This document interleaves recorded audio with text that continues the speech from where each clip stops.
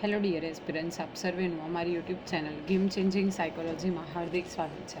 આજના વિડીયોમાં આપણે પ્રોબેશન ઓફિસર, ચીફ ઓફિસર તેમજ અન્ય કેટલીક સરકારી પરીક્ષાઓ માટે સમાજશાસ્ત્ર એટલે કે સોશિયોલોજી સબ્જેક્ટ અગત્યનો છે અને સાથે સાથે જે વિદ્યાર્થીઓ બેચરલ ઇન સોશિયોલોજી અને માસ્ટર ઇન સોશિયોલોજી સાથે સંકળાયેલા છે તો એમને માટે પણ આ વિડીયોઝ અગત્યના છે. અને એ અંતર્ગત આપણે આજથી એક નવું પ્રકરણ જે છે સમુદાય અને જૂથ, તો એ વિશે ડિટેલમાં અભ્યાસ કરવાના છીએ. તો તમે અગાઉના વિડીયોઝ જોયા ન હોય તો પ્લેલિસ્ટમાં જઈને એ વિડીયોઝ ચેક કરી લેશો. સૌપ્રથમ જો આપણે વાત કરીએ ભારતીય સંસ્કૃતિની, તો ભારતીય સંસ્કૃતિ અને સભ્યતાનો ઇતિહાસ હજારો વર્ષ જૂનો છે. ગંગા નદીના પ્રવાહની જેમ તે સતત પ્રવાહિત રહ્યો છે. હવે આપણે ભારતીય સંસ્કૃતિની વાત કરીએ તો ભારતીય સંસ્કૃતિ એ અને સાથે સાથે એની સાથે જે સભ્યતા સંકળાયેલી છે, સિંધુ ખીણની સભ્યતાઓ, હડપ્પિયન સિવિલાઇઝેશન, તો એ વર્ષો જૂનો ઇતિહાસ છે. અને જેમ ગંગાનો પ્રવાહ વહેતો રહે છે એમ આપણું આ જે સંસ્કૃતિ છે એ સતત પ્રવાહિત રહી છે, સતત લોકોની વચ્ચે સ્પ્રેડ થતી રહી છે. સમય જતાં તેમાં નવા નવા તત્વો સમાતા ગયા અને આજે 21મી સદીના પ્રારંભે ભારતીય સંસ્કૃતિ અનેકવિધ પાસાઓને સમાવતી ભાતીગળ સંસ્કૃતિ તરીકે ઉપસી આવી છે. તો જેમ જેમ સમય બદલાતો ગયો એમ એમ એમાં ઘણા બધા જે તત્વો છે એ ઉમેરાતા જાય છે સમય બદલાતાની સાથે સાથે. અને આજની 21st સેન્ચુરીમાં આપણે બેઝિકલી અનેકવિધ જે પાસાઓ છે એને સમાવ્યા છે અને ભાતીગળ સંસ્કૃતિ તરીકે આપણી સંસ્કૃતિ ઉભરી આવી છે, વિકસી છે. ભારતીય સંસ્કૃતિના ઘડતરમાં અનેક લોકોએ સહયોગ અને બલિદાન આપી પોતાની વિશિષ્ટ પ્રતિભા તથા તેને અમરતા બક્ષી છે. હવે આ સંસ્કૃતિની વાત કરીએ તો એના ઘડતરમાં એટલે કે એને બનાવવામાં ઘણા બધા લોકોએ સહયોગ આપ્યો છે, કેટલાય લોકોએ બલિદાન આપ્યું છે અને એને આધારે આપણે એક અલગ પ્રકારની યુનિક સંસ્કૃતિ એટલે કે સિવિલાઇઝેશન છે એ બનાવવામાં સફળ થયા છે. એટલે અન્ય પ્રાચીન સંસ્કૃતિઓ નામશેષ થઈ ગઈ, પરંતુ ભારતની પ્રજાએ પોતાનો સાંસ્કૃતિક વારસો જાળવી રાખ્યો છે. વિશ્વમાં ભારતની સંસ્કૃતિ પ્રાચીન અને ભવ્ય ગણાય છે અને વિશ્વગુરુ બનવા તરફ પ્રયાણ કરી રહી છે. તો ઘણી બધી સંસ્કૃતિ જે છે એ નામશેષ થઈ ગઈ, પરંતુ ભારતની પ્રજા છે તો એને ભારતનો જે સાંસ્કૃતિક વારસો છે, વારસો એટલે કે જે એન્સેસ્ટર્સ પાસે, પૂર્વજો પાસે મળ્યું છે એ, તો એ સાંસ્કૃતિક વારસો છે. ઓકે, પર્વતો, નદી છે, જીવન જીવવાની કળા છે, આર્ટ છે, તો એ બધી જ વસ્તુઓ જે છે આપણે સાચવી રાખી છે અને ભારતની સંસ્કૃતિ પ્રાચીન અને અતિ ભવ્ય ગણાય છે. હવે આપણે ચોક્કસ સમાજશાસ્ત્રના સંદર્ભમાં ભારતીય સંસ્કૃતિ એટલે કે ઇન્ડિયન સિવિલાઇઝેશનનો અર્થ અને સાથે સાથે તેની વ્યાખ્યા શું છે એ જોઈએ. તો ભૂપેન્દ્ર બ્રહ્મભટ્ટના જણાવ્યા અનુસાર ભારતીય સંસ્કૃતિ એટલે માનવતા, સહિષ્ણુતા, વિશાળતા, એકતા, બિન સાંપ્રદાયિકતા અને સાતત્યના લક્ષણ ધરાવતી સંસ્કૃતિ. તો ભારતીય સંસ્કૃતિ એટલે શું? માનવતા, સહિષ્ણુતા, વિશાળતા, એકતા, બિન સાંપ્રદાયિકતા અને સાતત્ય, આ લક્ષણો ધરાવતો સમન્વય એટલે કે ભારતીય સંસ્કૃતિ. જેમાં આપણે માનવતા જોઈ શકીએ છીએ, તેમાં આપણે કાઇન્ડનેસ, સહિષ્ણુતા જોઈ શકીએ છીએ, એકતા એટલે યુનિટી જોઈ શકીએ છીએ, સેક્યુલરિઝમ એટલે કે બિન સાંપ્રદાયિકતા અને બ્રોડ જે છે એવા કેરેક્ટરિસ્ટિક્સ આપણે જોઈ શકીએ છીએ. ભારતીય સંસ્કૃતિ લાગણીઓની અને બુદ્ધિની પૂજા કરનારી સંસ્કૃતિ છે. ઓકે, ઇમોશન્સ, લાગણી, ફિલિંગ્સ અને બુદ્ધિ જે છે એને હંમેશા આપણે મહત્ત્વ આપ્યું છે.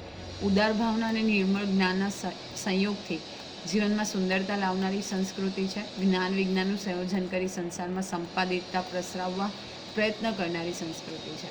તો બેઝિકલી આપણે ભારતીય સંસ્કૃતિની વાત કરીએ તો એ ઉદાર ભાવના, નિર્મળ જ્ઞાન, સાથે સાથે જ્ઞાન અને વિજ્ઞાનનું સંયોજન કરી અને સંવાદિતતા, ઇક્વાલિટી સ્પ્રેડ કરવાવાળી જો કોઈક સંસ્કૃતિ હોય તો એ છે ભારતીય સંસ્કૃતિ.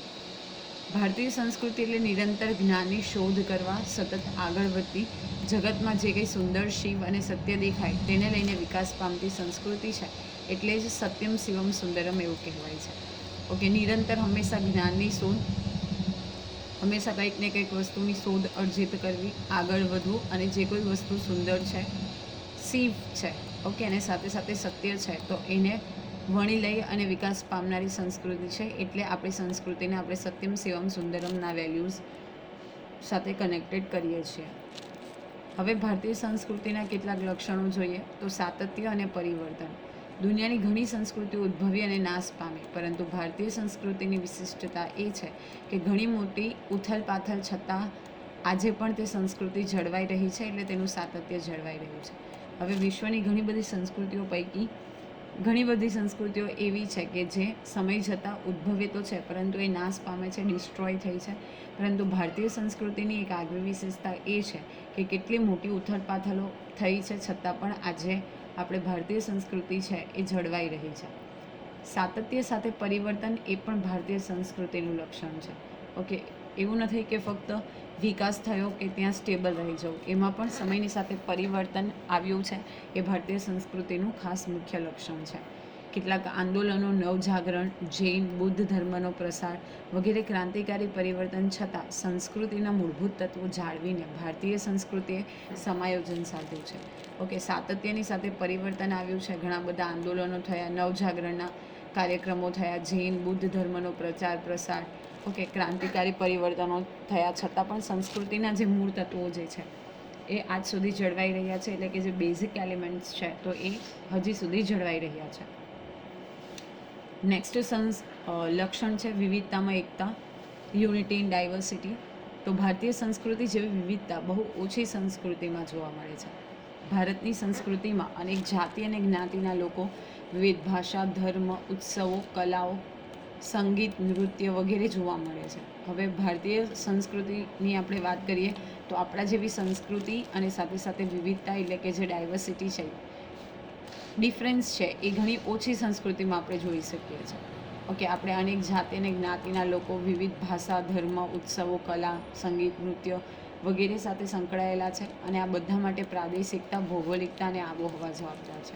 ઓકે, અલગ અલગ પ્રદેશ છે એના ફીચર્સ એટલે કે એના જે લક્ષણો છે, ભૌગોલિકતા એટલે કે જિયોગ્રાફિકલ લોકેશન છે અને ત્યાંનું ક્લાઇમેટ, આ 3 ફેક્ટર જે છે એ જવાબદાર છે.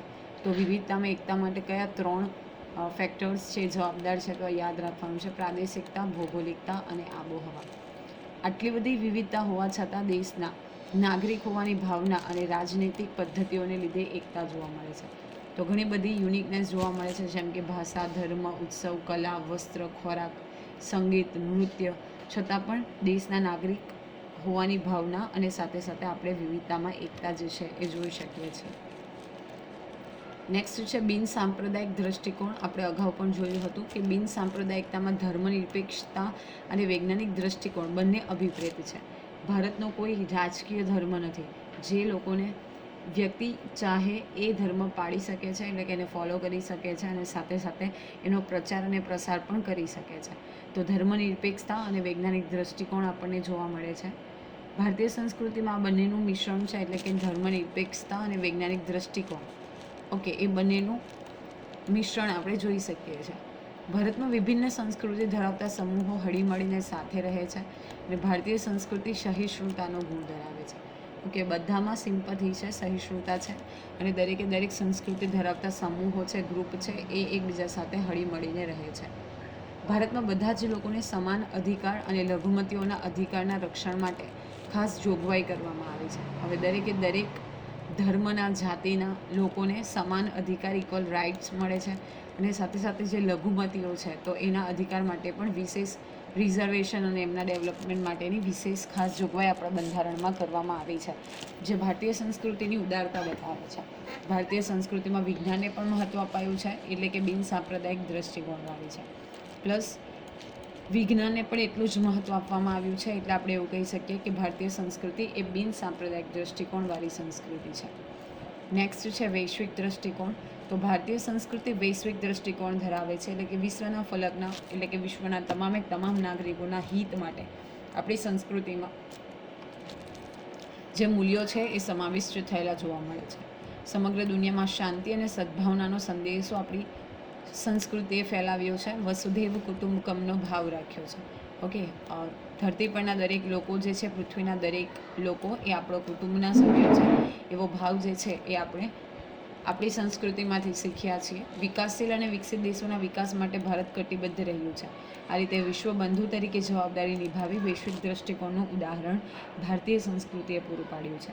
પ્લસ જે વિકાસશીલ દેશ છે, ઓકે, જે રિસોર્સિસ છે એની અવેબિલિટીને આધારે અને એના ડિસ્ટ્રીબ્યુશનને આધારે આપણે જે કન્ટ્રીઝ છે એને 2 પાર્ટમાં ડિવાઈડ કરી શકીએ. એક વિકાસશીલ કન્ટ્રી અને એક છે વિકસિત કન્ટ્રી. એટલે કે ડેવલપિંગ કન્ટ્રી ધેટ ઇઝ વિકાસશીલ અને ડેવલપ્ડ એટલે કે વિકસિત, રાઈટ. તો એના વિકાસ માટે પણ અને એમની હેલ્પ માટે પણ ભારત હંમેશા કટિબદ્ધ રહ્યું છે. તમને આપણે સૌ જાણીએ છીએ કે મહામારી જેવી સિચ્યુએશન હોય, ભલે કોરોનાનો સમય હતો કે બીજા કોઈ દેશ ઉપર કુદરતી આફત આવે તો પણ ભારત એમને મદદ કરવા માટે હંમેશા કટિબદ્ધ રહે છે. નેક્સ્ટ છે ભૌતિકવાદી અને અધ્યાત્મકવાદી, એટલે કે સ્પિરિચ્યુઅલિઝમમાં બિલીવ કરવાવાળી અને મટીરિયલિસ્ટિક. તો ભારત આધ્યાત્મવાદની ભૂમિ તરીકે જાણીતું છે. પ્રાચીન કાળથી વર્તમાન સમય સુધી ભારતનો ઇતિહાસ જોશો તો ભૌતિકવાદી અને અધ્યાત્મક સંસ્કૃતિ સાથે સાથે વિકસી છે.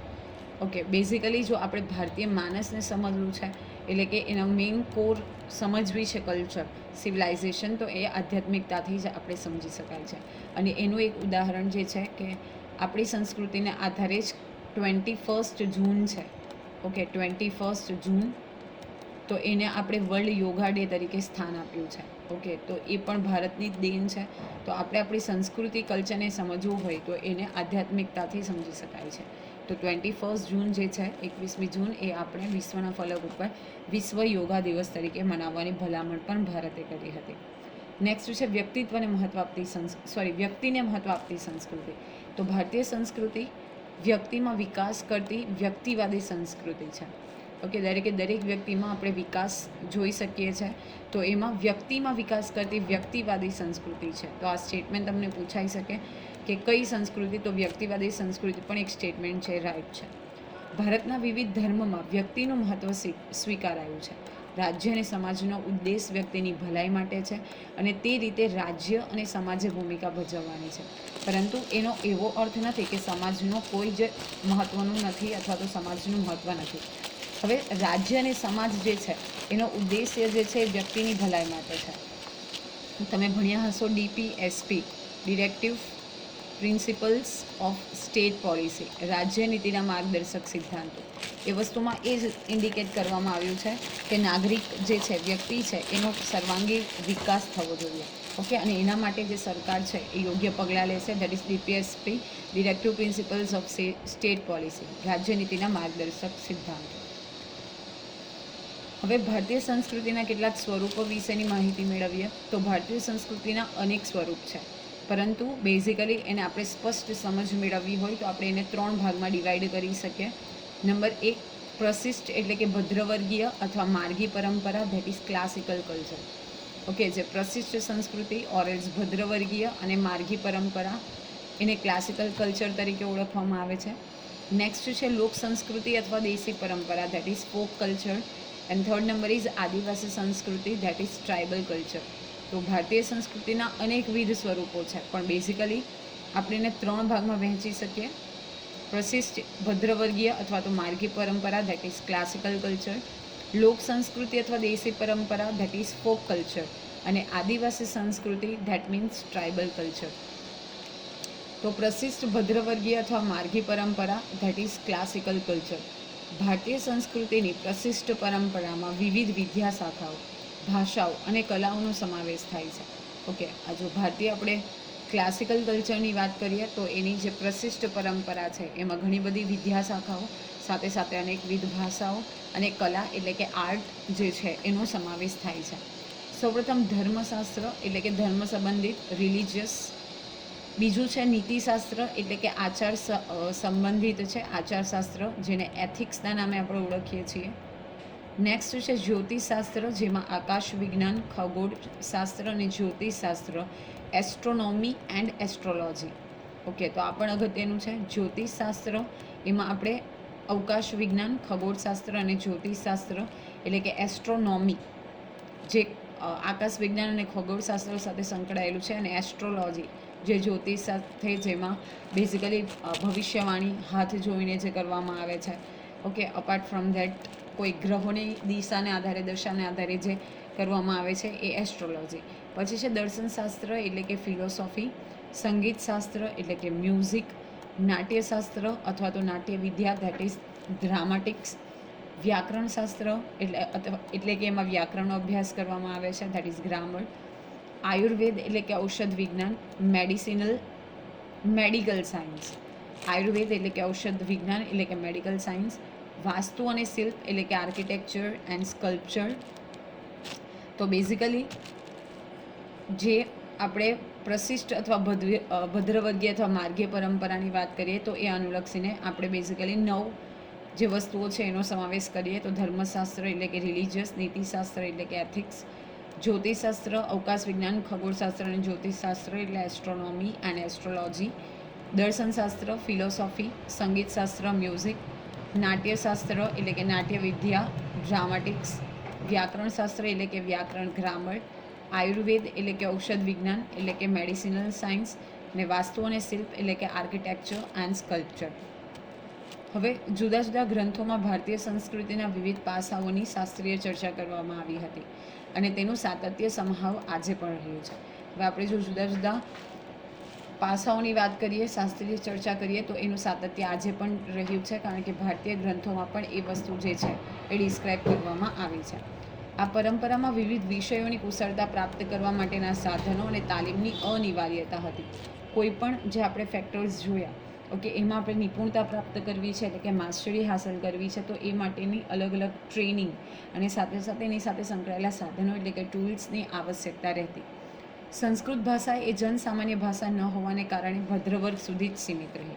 હવે સંસ્કૃત જે છે એ જનભાષા ન હતી, એટલા માટે જે બ્રાહ્મણો અથવા તો આપણે એવું કહી શકીએ કે એ જ સમય પૂરતું જે ભદ્રવર્ગ હતો એટલે કે પંડિત હતા, ઓરલ જે સ્કોલર્સ હતા, તો એના સુધી એ મર્યાદિત રહે છે.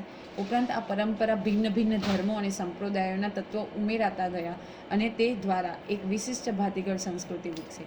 પરંતુ સમય જતાં એમાં જે ફેક્ટર્સ છે એ એડ થતા જાય છે અને એને કારણે આપણે એક ભાતીગળ સંસ્કૃતિનો વિકાસ જે છે એ જોઈ શકીએ છીએ.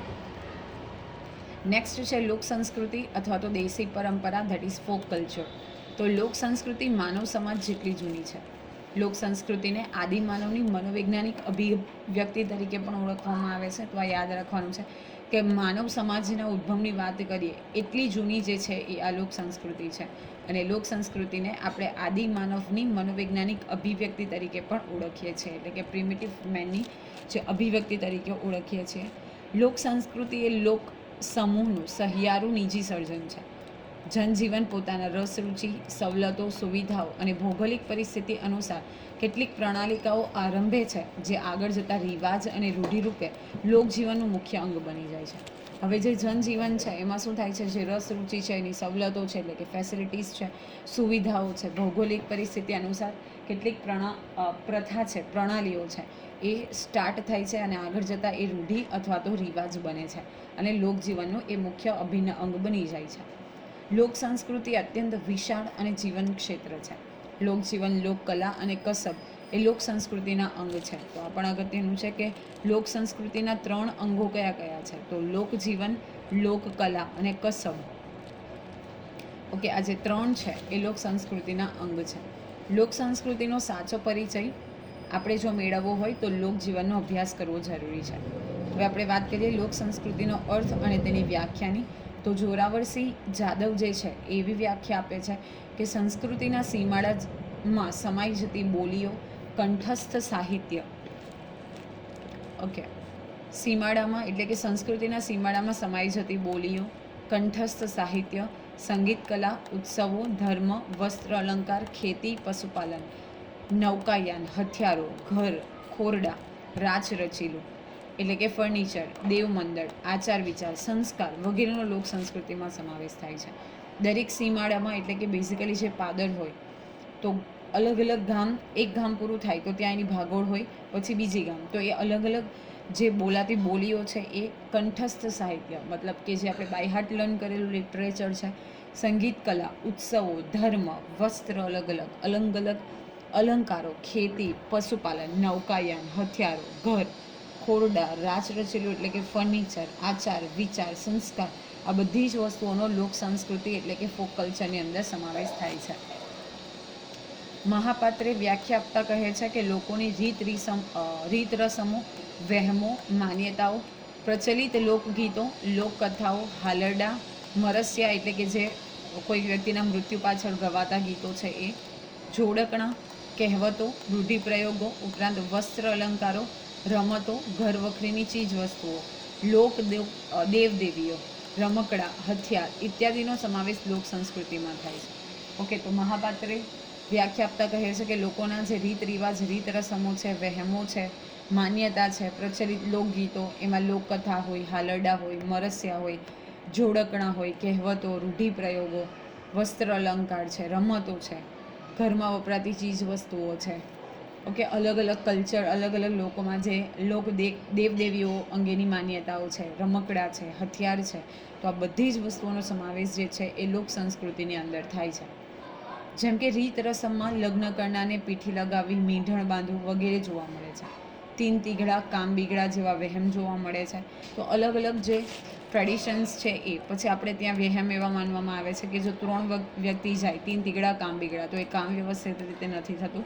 તો કંજુસાઈ કરી પૈસા ગણ્યા કરે તે વ્યક્તિ બીજા જન્મમાં ભમફોડી એટલે કે સાપનો એક પ્રકાર બને એવી માન્યતા આ લોક સંસ્કૃતિના ઉદાહરણ છે. ઓકે, પ્લસ એવું માનવામાં આવે કે કંજુસાઈ કરીને જે કોઈ વ્યક્તિ પૈસા ગણ્યા કરે તો બીજા જન્મમાં એ ભમફોડો બને છે. તો એવી એક લોક સંસ્કૃતિના ઉદાહરણ છે. પ્લસ હાલરડા તેમજ ન બોલવામાં 9 ગુણ, બોલે તેના બોર વેચાય જેવી કહેવતો, આંખ આડા કાન કરવા એટલે કે નજર સામે થતું હોય પણ એને અવોઇડ કરવું, રાતા પેડા થઈ જવું એટલે કે ગુસ્સે થવું જેવા રૂઢિપ્રયોગો પણ લોક સંસ્કૃતિના જ ઉદાહરણ છે. તો આ બધી વસ્તુઓ જે છે એ સમહાવ લોક સંસ્કૃતિ પરથી ડિરાઇવ્ડ થયેલી છે. હસુ યાજ્ઞિક એવું કહે છે કે લોક સંસ્કૃતિ એ લોકમાનસ અને સાહિત્યના પાયા છે. સભ્યતાનો વિકાસ અને સંસ્કૃતિની ઉપલબ્ધિ બંનેની વિકાસ યાત્રા સાથે લોક સંસ્કૃતિ જોડાયેલી છે. પ્લસ લોક સંસ્કૃતિ એ લોકમાનસ એટલે કે લોકોનું મન અને સાહિત્યનો પાયો છે.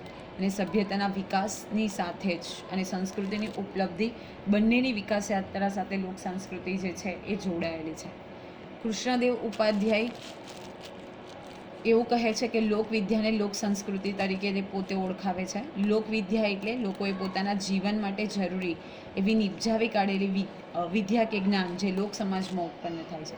લોકોને જીવન જીવવા માટે એ પોતે ઉપજાવી કાઢેલી કોઈક વિદ્યા છે અથવા તો જ્ઞાન છે જે એમના લોક સમાજમાં ઉત્પન્ન થાય છે, લોક સમાજમાં એનો ઉપયોગ થાય છે.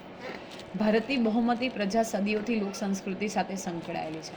આ પરંપરા મૌખિક રહી હોવાથી પુસ્તકનો સીધો આધાર તેના વિકાસમાં જોવા મળતો નથી. હવે આપણે સંસ્કૃતિ અથવા તો આપણું જે કલ્ચર છે એની વાત કરીએ તો હાલરડા છે, મરસિયા છે, આ બધી વસ્તુઓ જે છે એ મૌખિક રહી છે. ઓકે, લોકગીતો છે તો એક જનરેશનથી બીજી જનરેશન દ્વારા પાસ થાય છે. એટલે પુસ્તકનો સીધો આધાર તેના વિકાસમાં જોવા મળતો નથી. એક પેઢીમાંથી બીજી પેઢીમાં હસ્તાંતર દ્વારા તેનો સાતત્યપૂર્ણ વિકાસ થયો છે. Okay, generation to generation A pass થતો રહે છે. ભૌગોલિક રીતે વિશાળ પ્રદેશ અને વિવિધ આબોહવા ધરાવતા ભારતમાં ભૌગોલિક વાતાવરણ મુજબ લોક સંસ્કૃતિ જોવા મળે છે. ઓકે, અલગ અલગ ભૌગોલિક વાતાવરણ મુજબ તો આપણે વાત કરીએ તો નોર્થની કલ્ચર અલગ છે, સાઉથનું કલ્ચર, ઈસ્ટ વેસ્ટ એવી રીતે, રાઈટ. તો અલગ અલગ જે ભૌગોલિક વાતાવરણ છે, ક્લાઇમેટ છે, તો એ પણ સંસ્કૃતિને અસર કરે છે. મહદઅંશે કૃષિ અર્થવ્યવસ્થાવાળા દેશોમાં અને ગ્રામ્ય પરિવેશમાં લોકગીતો, નાટ્ય સ્વરૂપો અને ચિત્રકલા વિકસી છે. આદિવાસી સંસ્કૃતિ અને લોક સંસ્કૃતિ આ સંદર્ભમાં ઘણું સામ્ય ધરાવે છે.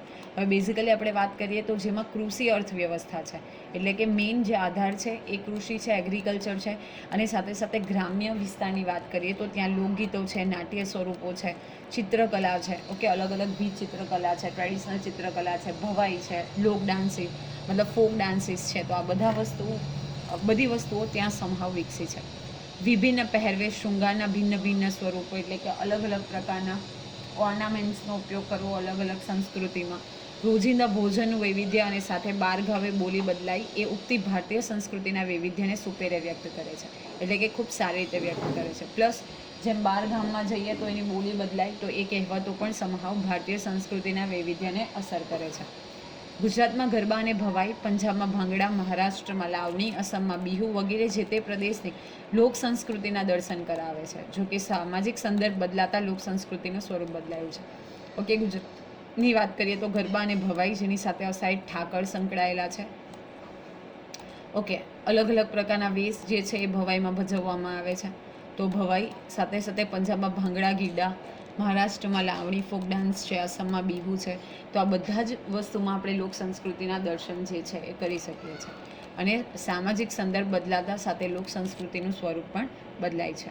તો આશા રાખું છું કે આજે આપણે જે લોક સંસ્કૃતિની વાત કરી, સાથે સાથે સૌપ્રથમ તો ભારતીય સંસ્કૃતિ એટલે શું એના લક્ષણોની વાત કરી અને જેના સ્વરૂપો છે એ પૈકી આપણે દેશી પરંપરા અને સાથે સાથે જે ક્લાસિકલ કલ્ચર છે અને ફોક કલ્ચર છે એ વિશે ડિટેલમાં માહિતી મેળવી. તો આશા રાખું છું કે એમાં તમને સમજ પડી હશે. વિડીયો પસંદ પડે તો વિડીયોને લાઇક કરી અને શેર કરવાનું ભૂલશો નહીં. અને આવા જ વધુ વિડીયોની અપડેટ્સ મેળવવા માટે even you can subscribe our YouTube channel game changing psychology. Thank you for watching the video. Have a nice day.